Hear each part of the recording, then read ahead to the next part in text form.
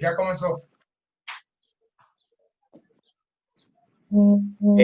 Salud a queridos espectadores y una cordial bienvenida para los expertos del día de hoy.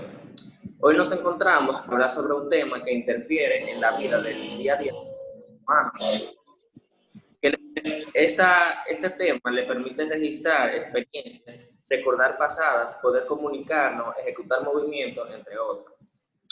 Es el término de las funciones mentales superiores. Viene descrito por primera vez por un teórico ruso, Vygotsky, en el cual propuso la existencia de dos grupos principales, las funciones psicológicas elementales y las funciones psicológicas superiores. Pero después, en la modernidad, una neurobióloga, psicóloga llamada Luria, realizó estudios que señalan las funciones mentales superiores como aquellas que están generadas por las estructuras corticales propiamente. Entre estos procesos cognitivos complejos tenemos lo que es la atención, el aprendizaje y la memoria, lenguaje, emociones, conciencia, pensamiento, razonamiento y funciones ejecutivas. Estos procesos mentales vienen del origen de la región prefrontal, área dorsolateral. En el día de hoy tenemos varios expertos en estas funciones mentales superiores, con especializaciones en lo que es la percepción, la conciencia, el lenguaje y el pensamiento. Para sin más preámbulo, vamos a dar la bienvenida formal a nuestros queridos expertos. Tenemos el doctor Carlos Junior, el cual es un especialista en lo que es la sensopercepción. Entonces, doctor Carlos, la sensopercepción etimológicamente viene de la sensación y el percibir. ¿Cómo usted describiría? Es percibir, me dice usted, ¿verdad? Bueno, percibir abarca un conjunto de pasos, dentro de los cuales el primero es la sensación. Nosotros no podemos percibir sin tener sensaciones. Entonces, esas sensaciones primero son captadas por receptores que nosotros tenemos en nuestro cuerpo, receptores, varoreceptores, bastones que captan la luz. Y bueno, esto entonces, por medio de un proceso que se llama transducción de señal, estos estímulos son captados y transformados en energía y luego proyectados hacia las áreas del cerebro o proyecciones corticales, donde se van a llevar a cabo estas interpretaciones. Ahora, voy a hacer un poquito de énfasis en esto, y es que estas interpretaciones no son, o sea, las creencias perceptivas no se dan solamente por la reunión de la información, sino que también interviene un conjunto de procesos cognitivos como son, en este caso, la afectividad, de lo cual hablaré un poquito después, al final de esto. Continúo entonces. Entonces, la doctora Catherine Núñez, experta en lo que es el pensamiento, nos hace referencia, ya que el pensamiento nos hace referencia a la capacidad de crear ideas y relacionarse. Entonces, esto se puede haber afectado a menudo por muchos trastornos, como cuáles serían, doctora. Buenos días, queridos televidentes, público en general y compañeros de mi mesa de debate. Yo soy la doctora Catherine Núñez, tengo una maestría en psicología de la Universidad de Harvard y experta en pensamiento. Antes de hablarle de los trastornos, quería hacer referencia a lo que es el pensamiento. Y el pensamiento es aquello que se trae a la realidad por medio de la actividad intelectual. Por eso se puede decir que los pensamientos son productos elaborados por la mente. Se pueden aparecer por procesos relacionales del intelecto o bien por abstracciones de la imaginación. Entre los trastornos más comunes que afectan a la población hoy en día están los trastornos de la taquixiquia, los trastornos de las fugas de ideas, el pensamiento tangencial, el pensamiento distraído y la alogia. También están los trastornos de contenido fundamentados en ideas como las fobias obsesivas y finalmente los trastornos de la experiencia.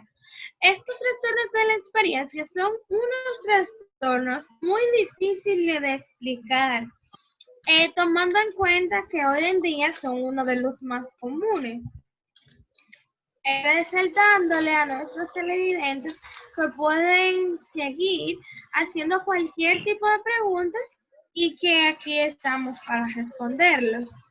Pues bien, también les voy a hablar sobre la alta gama que tienen los delirios hoy en día. Pues sí, en pleno siglo XXI, este es un tema fundamental a tratar y que aún sigue teniendo un impacto muy poderoso en la población, abarcando todo tipo de ideas como el delirio de persecución, de culpa, de religiones y de sectas. Por ende, aborda múltiples temáticas cotidianas con sus respectivas implicaciones clínicas. Aunque estemos de acuerdo y creemos que el delirio ya no existe por tan avanzada las tecnologías, cabe destacar que el delirio es un problema fundamental y muy común, por así decirlo, hoy en día. Ya les dejo con mis demás colegas, expertos del tema, y cualquier otra pregunta estamos aquí para responderla. Espero que hayan quedado satisfechos y que su duda haya sido aclarada. Muchas gracias. Entonces, citando lo que alguna vez el famoso doctor Samuel Johnson dijo una vez, el lenguaje es el vestido del pensamiento, teniendo claro que el pensamiento, como he dicho antes, es la capacidad de crear ideas y relacionarlas. Entonces, el lenguaje, la función es expresar esas ideas. Entonces, doctora Emily Alonso, experta en lenguaje, ¿el lenguaje sería la única vía de comunicación en la evolución humana? Pues el ser humano es un ser social por naturaleza, por ende necesita un mecanismo de expresión y comprensión que le permita comunicarse con sus iguales. El lenguaje constituye esa función superior que nos diferencia del resto, y es que mientras los animales cuentan con una gama de sistemas de distintas índoles, los humanos contamos con el lenguaje. Es decir, es la principal materia prima exclusiva humana más compleja y elaborada de la comunicación. Y aquí la palabra clave, comunicación.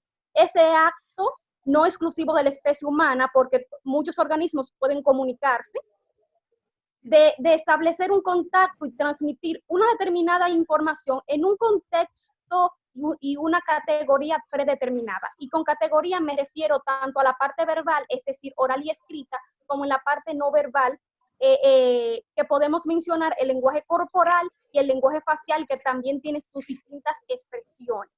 También nos observamos que desde que estamos en la primaria, nuestros docentes en la asignatura de español nos enseñaban que necesitamos 5 elementos para comunicarnos. Estos son el emisor, el receptor, el mismo mensaje, el código o conjunto de representaciones para transmitir ese mensaje, y finalmente necesitamos el canal o medio de difusión del mismo. Y créanme cuando afirmo de que no es suficiente con que el emisor exprese el mensaje deseado, pues el objetivo de la comunicación es que el receptor comprenda el mensaje. Entonces, si no hubo comprensión, no hubo comunicación. Por ejemplo, en el desarrollo del mismo lenguaje, podemos notar que el bebé, tras el nacimiento, trata de comunicarse con sus iguales, con sus familiares, con llanto, con gritos, con balbuceo. Esto es en los primeros meses de vida. Luego de varios meses, vemos cómo el niño tiene selectividad en la atención del lenguaje, pero es a partir de los 2 a 5 años donde el niño llega a la plenitud gramatical y finalmente a los 5 años es donde alcanza la llamada comunicación verdadera, donde todas sus formas de expresiones tienen un 100% de inteligibilidad, a menos de una alteración o trastorno predisponente que se oponga a esto.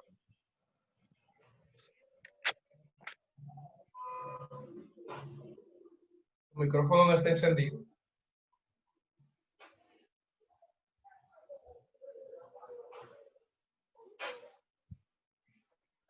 Eduardo, tu micrófono. Perdón. Entonces, teniendo en cuenta lo que una vez el doctor Ramón de la Fuente dice, la conciencia es tener el conocimiento, saber de percibir, darse cuenta, estar despierto, teniendo conocimiento de uno mismo y del medio. Entonces, la doctora Roseni de la Cruz, experta en conciencia, ¿podría darnos la característica de lo que es la conciencia? Sí, reiterando los saludos. La característica principal de la conciencia es la subjetividad de ese apercibimiento, es decir, que se refiere a la subjetividad privada de nuestra mente, es decir, que solamente nosotros sabemos lo que hay en nuestros pensamientos y nadie más lo va a saber a menos que nosotros no demos información sobre ello. Este enunciado fue descrito por Wittgenstein en sus investigaciones filosóficas. Además de esto está la otra característica, que es la unidad. Eso quiere decir que niega la existencia de otras conciencias. Hay diversas patologías psiquiátricas que pueden producirse en las que la persona cree que tienen más de 2 conciencias incluso. La tercera característica es la intencionalidad, cual establece que todo acto consciente se produce por un objetivo, es decir, que se produce por un determinado fin. Además de eso, también está la última característica, que esta es la capacidad para nosotros poder identificarnos tanto a nosotros mismos como a nuestro cuerpo. Aquí se presentan en alteraciones psiquiátricas que esta característica puede estar alterada. Entre estas puede estar las dimorfofobias, que son algunas lesiones psiquiátricas y también algunas alteraciones orgánicos cerebrales. Ok. Entonces, teniendo en cuenta que todas son funciones psicológicas superiores, tales, ¿cómo se pueden ver relacionadas estas? Bueno, como estábamos hablando de la conciencia, estas están relacionadas porque tanto la conciencia se necesita de cada una de esas funciones, porque necesita la capacidad de poder percibir, o sea, necesita de la sensopercepción para poder adquirir pensamientos y sentimientos. Pero no solamente esto, sino que también necesita necesita para poder racionalizarse de la manera correcta. Para esto es lo que puede producir alteraciones diversas, no solamente de la conciencia, sino de las diversas funciones que ya se han estado hablando. Entonces, ¿cómo usted puede relacionar esto? Bueno, desde mi punto de vista, relacionar el lenguaje con la sensación y percepción. Escuché a la doctora Emily hablando acerca de que sí, que nosotros no podemos comunicar si no hemos percibido, si no hemos podido poner atención a eso. Y creo que está relacionado íntimamente la sensación, en este caso la percepción, que es el conjunto de todo y englobando todo junto con el lenguaje. Permítanme, en la parte de la conciencia requerimos de múltiples funciones, especialmente la función de cognición. Y es que la conciencia, al igual que todas las funciones anteriormente mencionadas, requieren identidad del yo. Es decir, identidad de que yo me reconozco, identidad del entorno. Necesito del entorno para poder identificarme en qué parte me encuentro, para poder decir, wow, estoy en una casa, por lo tanto me siento cálida. Estoy en el patio, por lo tanto siento un poco de frío. Y sin contar también de más funciones de esencial importancia como lo es la simbolización, la misma memoria, la representación con códigos y signos propios del sujeto y de múltiples factores. Asimismo, cabe introducir lo de la desrealización, que es cuando ya uno no puede percibir lo del entorno porque no estamos relacionados con él. Estamos relacionados también con la despersonalización, muy relacionado a lo que tú dijiste con la conciencia.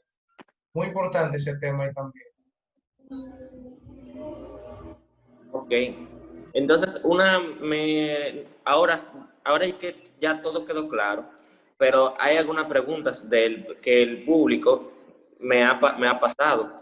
Como, ¿qué trastorno se puede ver en lo que es la sensopercepción, Carlos? Doctor Carlos. Bueno, dentro de esos trastornos vamos a destacar primero los que son producidos por fallos orgánicos y aquellos que son funcionales. También vamos a encontrar los trastornos producidos por la distorsión de la percepción. Dentro de estos se encuentran las disestesias, la hiperestesia, hipoestesia. Asimismo, que claro, son cuantitativas, cabe destacar en primer lugar, que son cuando se alteran sus características de intensidad. Ahora, cuando se habla entonces de las características cualitativas, de las cualidades del estímulo, entonces vamos a encontrar lo que son las sinestesias, las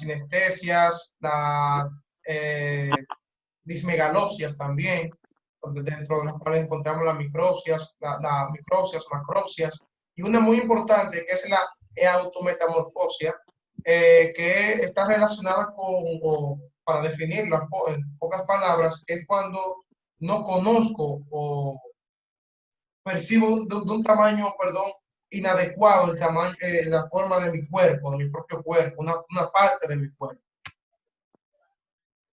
Ok. Y para la doctora Roseni Cruz, experta en conciencia, me dicen que qué se podría hacer en un paciente que sufre una alteración de la conciencia. Ok, muy buena pregunta.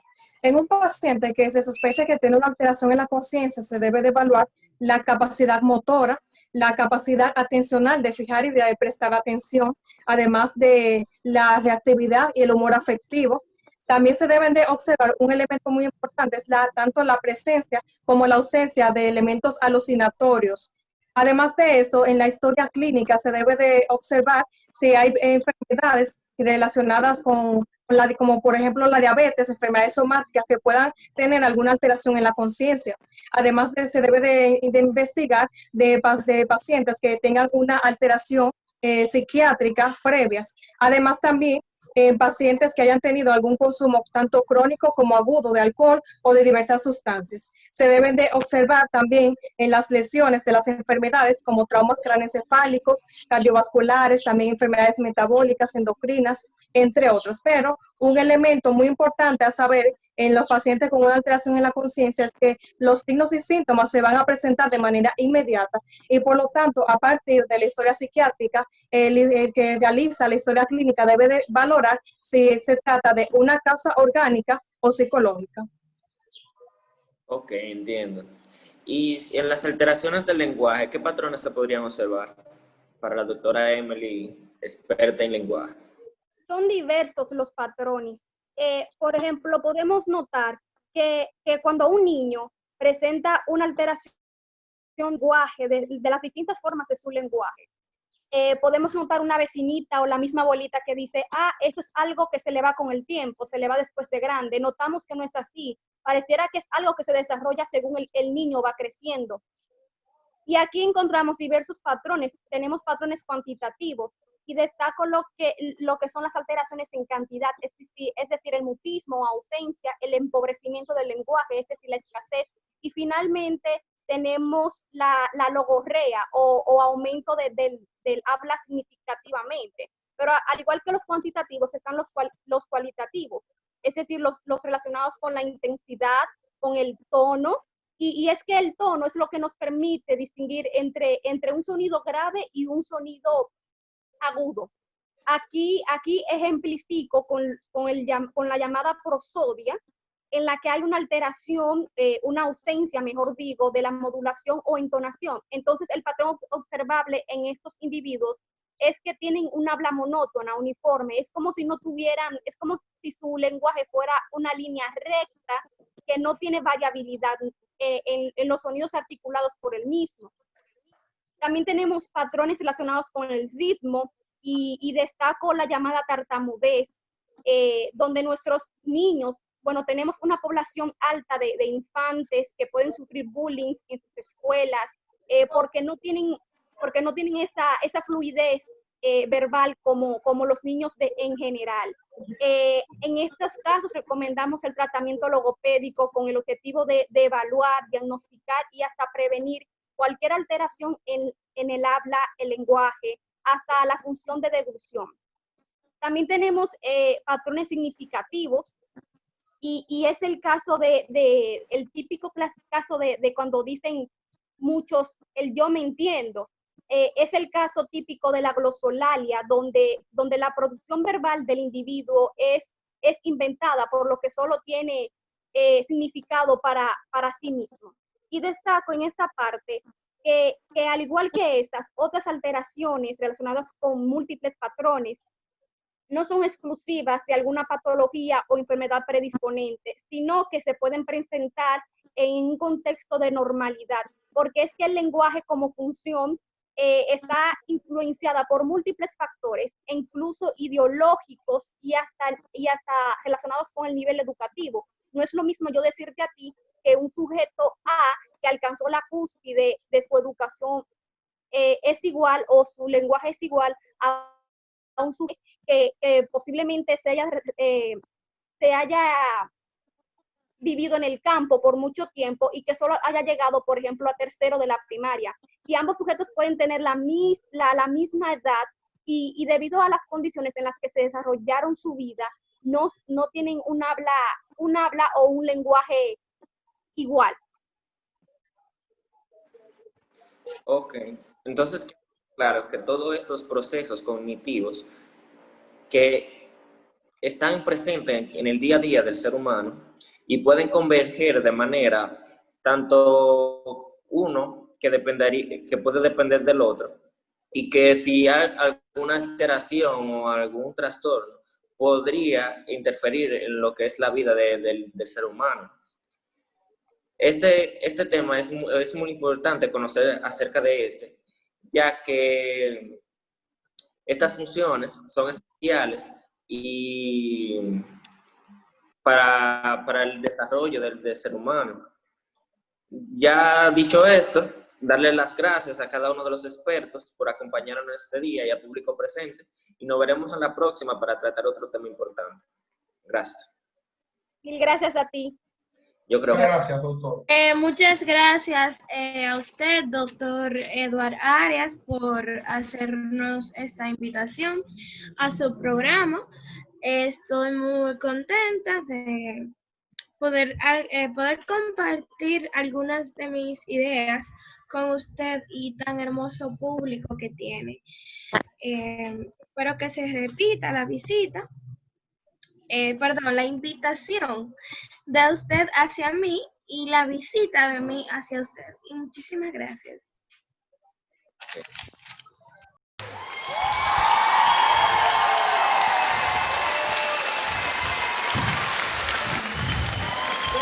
Thank you.